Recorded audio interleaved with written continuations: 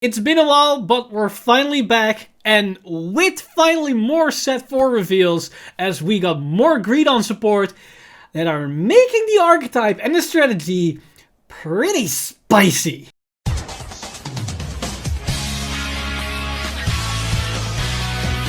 Stand up!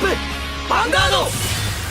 Hey Cardfighters, welcome back to another Cardfight update, and today we finally are talking once again about set 4 reveals, and it's going to look like that we're going to do this more often as all the Shaman King reveals are now behind us and we're starting the set 4 reveal train. And today we got the reveal stream for Tuesday, and with the highlight of Greedon support, we got some spicy Dark States cards that we are going to talk about in this video. But to understand what we're talking about, let's first refresh our memory with Greedon himself to understand what these cards are actually interacting with. Here we have Greedon, the main grade 3 of this archetype, and it basically has 2 skills that you need to know. One of them being that if he has another copy of himself in the soul, you have 7 damage to lose instead of on 6, so you have 1 extra counterblast and you can deny your opponent the 6 damage, but it's mainly the extra counterblast that's very important, as you're gonna need a lot of counterblasting skills in his deck. But its main attraction is its secondary effect, which allows him to put 4 of its standing rearguards into the soul once he attacked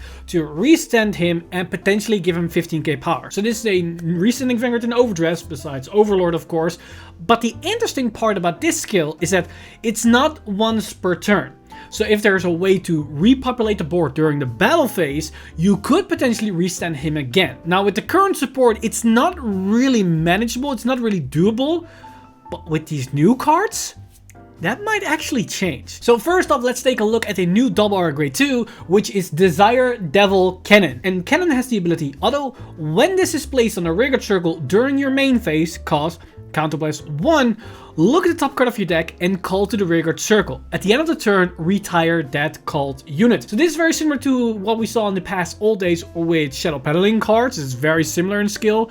Now, the interesting thing about this card is that it basically gives you a free plus for Greedon, as you're gonna suck that card into soul anyways. And this is going to be very important because Greedon's restand skill costs you 4 cards to restand your Vanguard, which has Twin Drive.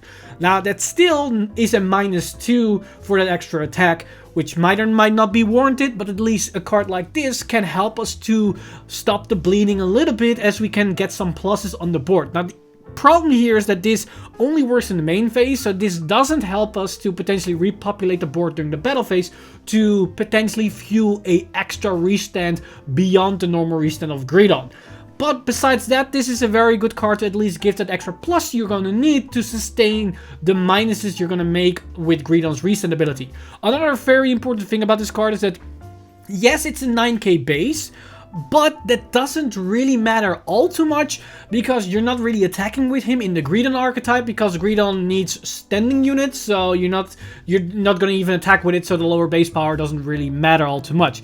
Interesting enough, because it isn't restricted, this could work with Barrow Magnus, because you can call it down, call it top card, and because Barrow Magnus also sucks everything in the soul during the battle phase, you don't mind the retire aspect of this card, so that could come up. I don't know if it's going to be playable or good enough, but it's an option in that sense. And if you're going to look at premium, it could work with NLK to some extent, but again, keep in mind it's main phase, so it doesn't really interact with the loop strategy, but it's something to keep in mind. But that said, let's take a look at the other card, which can potentially allow us to restand Greedon twice. And the moment we can restand Greedon twice, things are about to get very spicy. But before we're gonna talk about that, let's take a look at this new card, as we got Desire Devil Bubetsu. And Bubetsu has the skill, auto on rearguard circle, once a turn, when your other rearguard is put into the soul by your Vanguard's ability during your turn, cost counterblast 1, choose a card from your hand, call to an open rearguard circle, and if your soul has 10 or more cards, draw a card. May be used even if this unit is put into your soul at the same time as the other units. So this allows us to repopulate the board when they're being sucked in by Greedon. Now, important thing to note here is that this card does work with Barrel Magnus as it's not restricted, and with Barrel Magnus probably having 15 soul at the time that this happened, you get the draw of the skill as well, so it becomes very good. In Greedon, you might not always get the draw of this because sometimes it's gonna be awkward to get the 10 cards in your soul. If you're able to get that far, it's gonna be very dangerous because keep in mind, Greedon's effect, when it restands, it gets 15k power if you have 10 soul. So if you can restand him twice, the 15k power is until the end of turn. So it restands, gets 50k power, and you can restand again, and it gets another 50k power. And the reason why we can potentially restand it twice is because this card gives us an extra card into the field. So if this is one of the cards we suck in, or he is on the board present when things are going to be sucked in, you can go from 5 rear guards to 1, and if this is on the board, it goes to 2. Now you might think to yourself, how is that enough to make 4? Well, if you have multiple copies of this card, that could potentially happen.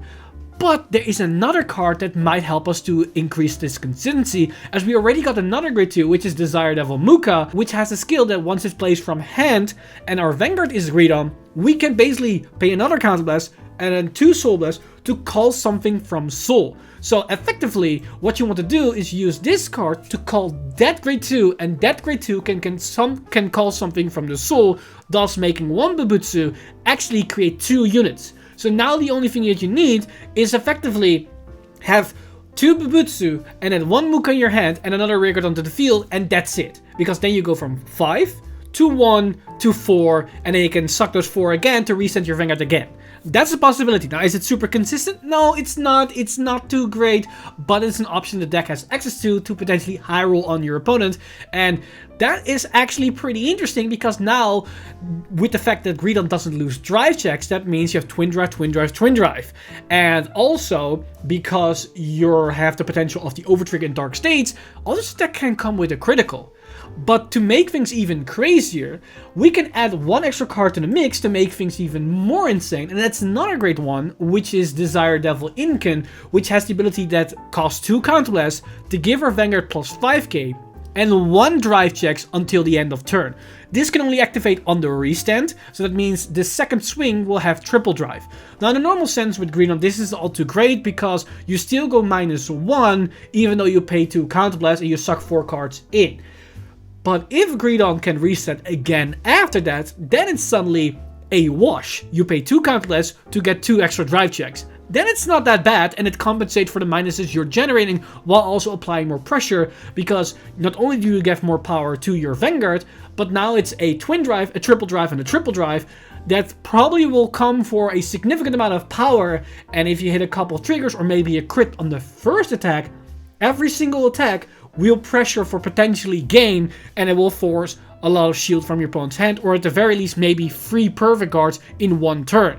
So depending on how this plays out, this is actually very interesting. Now, will it make Greedon the best deck in the format? Absolutely not. There's too many pieces you're going to rely on and a lot of things that need to go right.